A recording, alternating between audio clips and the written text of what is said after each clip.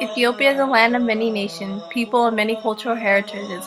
It holds a population of over 70 million. It is the 17th most populated country out of 193 countries in the world. Behind that curtain of statistics, Ethiopia is a silent land of genocide, where many nations are denied freedom and human rights. It's often said, where one is oppressed, civil laws and democracy are absent. The Ogaden region is one of the areas where genocide is occurring. The area of the Ogaden region stretches at least about 400,000 square kilometers. There lives nearly 8 million people, mainly Somali nomads, who are deprived of both personal and political freedom. In the 1880s, Europeans invaded East Africa to divide up the land amongst themselves. Italy was the first country to be Ogadenia's protector. In 1886, Britain claimed Ogadenia. Then in 1887, Abyssinia, present-day Ethiopia, conquered Ogadenia. 37 years later, Italy reconquered Ogadenia from 1935 to 1942. In 1942, British administration took over the region and had power until 1948, when the Ethiopian military took over again. The racial extermination of the Ethiopian military against the people of Ogaden has been ongoing since September 23, 1948. Current turmoil and bloodshed in Ogaden is a secret consequence between Anglos and Abyssinia's agreement in 1897. Ogaden is one-fifth Ethiopian territory. The 1897 treaty permitted Menelik, the Abyssinian king, to expand his empire and claimed that the Abyssinian conquered Ogaden. Nevertheless, the treaty was a complete infringement of the treaty between Somali chiefs and Britain from 1884 to 1880.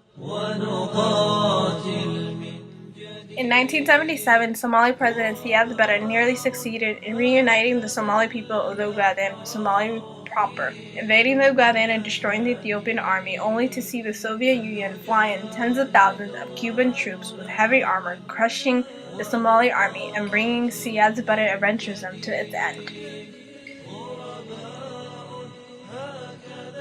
Meles Zenawi, the current prime minister, is a dictator with an ideology of ethnic cleansing of the Ogadenians. Every day in Ethiopia, there is a rule of dictatorship to oppress its people for the personal value of the politicians and ethnocentrism of the Tigranian People's Liberation Front. Many are murdered and disappeared, nowhere to be seen. Students are oppressed because of which they are revolting against the tyranny.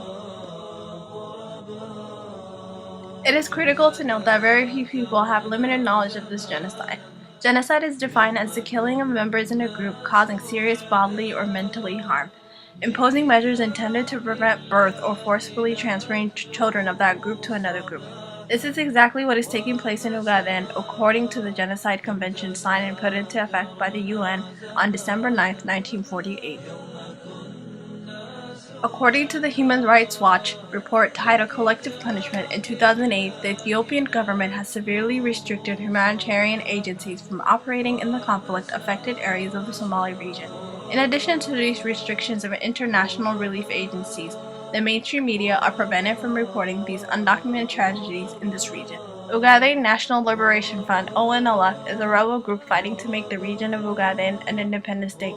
ONLF, established in 1984, demands for the autonomy of this region. The ONLF is a nationalist movement that seeks self-determination for ethnic Somalis in the Ogaden region.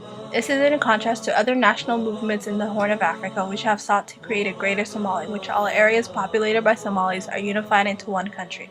The ONLF also claims that the Ethiopian government has committed human rights abuses in Ogaden, including interfering with relief work and international aid intended for the area, and that it wants retribution. Ethiopian officials have repeatedly denied such charges and alleged the ONLF is responsible for the abuses. The widespread use of rape in Ogaden has been a horrific reality, and the victims of crimes of rape and sexual violence are stripped of every shred of their humanity. In some cases, the Ethiopian army and security forces have gang-raped women in public, often in front of their husbands, relatives, or the wider community. In numerous cases, male relatives are forced at gunpoint to rape their own mothers, sisters, or daughters, and it doesn't stop there. After these traumatic events, the women and girls are either executed or kept as sex slaves. Pregnant women, even those in late stages of pregnancy, and breastfeeding mothers are also raped. Many women have reported miscarriages as a result of gang rape. Some cases, after raping the innocent women and girls, they kill them by shooting into their genitals or putting some objects into their genitals. Those who have survived the crime still suffer profound trauma as a result of this aggression, and the communities themselves are deeply offended by this practice. The rape of women during detention with a gun bayonet aimed at destroying one of the most intimate and vulnerable aspects of the individual's dignity, and torture with breasts cutting off after being raped by the Ethiopian Army Security Forces is a common practice in Ogaden. The number of HIV/AIDS virus-infected women and young girls due to rape by Ethiopian soldiers are countless. There are many women and girls who became pregnant due to rape and could not live within the society, as this is a stigma that remains in the rest of their lives. In addition, the rape victims are taken against their will from their homes and villages and forced to carry supplies or munitions for the Ethiopian troops, often for many weeks, and they are used as sex slaves. In the night, they sleep without shelter from the rain or cold.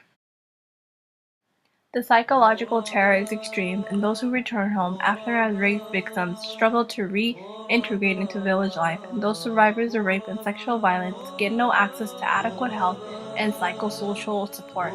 For many, there is not even a village to return to, just ashes of burned hamlets.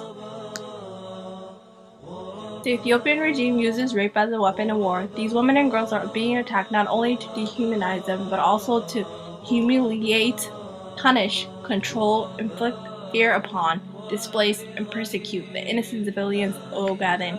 The Ethiopian security forces are using systematic rape of Ogaden women and girls as young as 8 to subjugate the Ogaden population, and many relatives of political opponents were raped by the Ethiopian security forces as a form of revenge.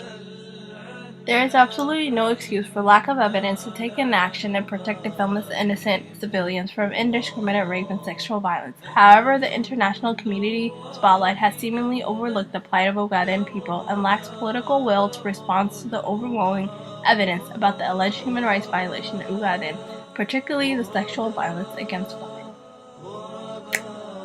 Our American leaders give to the Ethiopian regime $2 billion every year. However, the aid is being used as weapons for war crimes and crimes against humanity.